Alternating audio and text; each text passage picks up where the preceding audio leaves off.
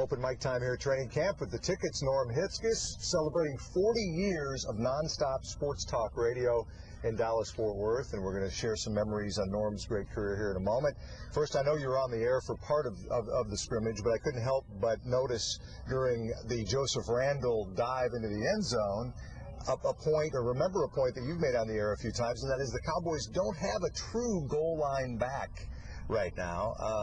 Obviously, the running back position in general is somewhat fluid, but just your thoughts on that position right now, maybe with specific attention to that goal line situation. Well, let's take the goal line and even expand it a little bit, Mike. 3rd and 1.5, 4th and 2. They had a runner last year. I find, sorry, but I think it's almost silly to discuss the meat on the bone. I think that's more baloney than meat on the bone, because there was another side to DeMarco Murray. DeMarco Murray did a fantastic job of falling forward. How many times did we see him get 4 yards when he should have lost 1, 7 yards when he should have gained only 1? He was wonderful at that, and he was wonderful in those short yardage situations, goal line or anywhere in the field. And I think that really is a concern right now. Because in the goal line, it's nice to have a wonderful line. But understand, in a goal line situation or one of those situations, the other team may put 8 or 9 guys in the box, and somebody's just going to have to take one of them on and push them back a couple of yards. This doesn't necessarily address what we're talking about, but McFadden's been out. Dunbar's banged up now. Do you think the running backs who are going to make this team are necessarily in this camp right now? No, I don't. I think Randall will make the team for sure. I think Dunbar will make the team for sure. I think the guy being squeezed is McFadden. And now his presence on the field has been set back another week with that hamstring problem. The Cowboys have to have 3 healthy runners, and they have to have another runner besides Randall capable of going on the field and carrying the ball 8 or 10 times, or if Randall gets dinged, carrying it 20 times in a game. And I just don't see the faith in McFadden right now. His recent years in Oakland were dreadful, and it wasn't the Raiders. Everybody else on those teams actually ran the ball pretty well. The only guy who didn't run the ball pretty well in Oakland was McFadden. Yeah, Des Bryant is a monster in a training camp setting, but the big headlines for Des this camp so far have been the fight, yes, and the dunk over the crossbar, yep, which may or may not have resulted in the hamstring injury. I don't think it did. But do you worry at all about Des and just him crossing that line that he continually comes so close to, that line between passion and counterproductive passion? That's a terrific question about a wonderful player. When you really think about it, had the refereeing crew not totally screwed up in the Detroit game, Des should have gotten 15 yards for running on the field with his helmet off to argue with an official, and Detroit likely just moves in and beats the Cowboys in that game. Everybody says it's his passion. Oh, he's so passionate. I think that's terrific. He is. He's a wonderful, passionate player. But there's a side of that that's got to be mixed with discipline at times. And you do still a little bit worry about that. 40 years of continuous sports talk radio in Dallas-Fort Worth. That's what Norm will celebrate. I believe the exact date is tomorrow. Yeah, we're celebrating it tomorrow. The exact date was this weekend, but it was 40 years ago when KERA asked me to come in and do an hour of sports talk on public radio, which they've never done before.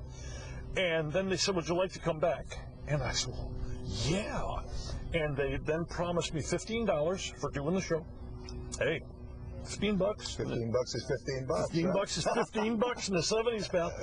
And that led to what's going on now. And that's the longest current streak in America, we're told, Deuce, in a major market. And you've been a trailblazer in so many ways. The first morning drive sports talk host in the nation, all those years at Cliff, and that's when I first came to know you. The first time I was ever on your show, I hadn't even moved to Dallas yet.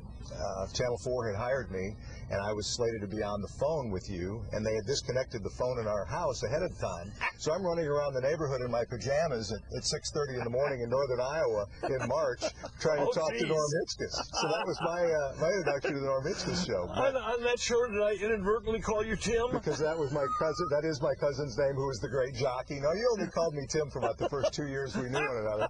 because if there's a jockey involved, you're definitely gonna go with the jockey. I'm a quick learner. It only took me 2 years to get your name down. What's been the biggest, I guess, change in what you do over the last 40 years? The biggest change in talk radio? The amount of information available through the internet. It used to be you could do some research on your own and come up with angles and trends that the audience really hadn't thought about. Now the audience is so much smarter. They have such incredible access to information. You got to remind yourself every day as you take the air. You may be talking to an audience that 25%, 33%, or whatever percent you want to take actually knows more about the topic than you do. And it causes you to push a little harder for an angle or a trend or a part of the story that people haven't actually thought of. Did you ever think you'd fit in with the knuckleheads at the ticket? You competed against them for so many years. They imitated you and continued to do so, yet you somehow fit in with that group. You know, I was very apprehensive when they asked me to come downstairs 15 and a half years ago. I didn't think I fit with the station, because I didn't think of myself as a knucklehead, quite honestly. We mean that lovingly, of course. Yes, lovingly. I was amazed when I got down there. It sounds like it's just there yucking it up and doing stuff. I was amazed by the amount of work that goes into that kind of easy free flow that you hear on the air. And it wasn't long at all before I thought, you know what? These people work really hard. They just work hard in a different area for show prep, a different kind of show than I do.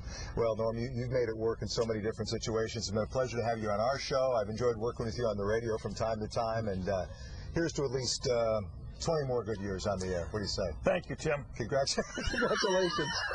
Congratulations, Norm Hitzges, on 40 straight years in local sports talk radio.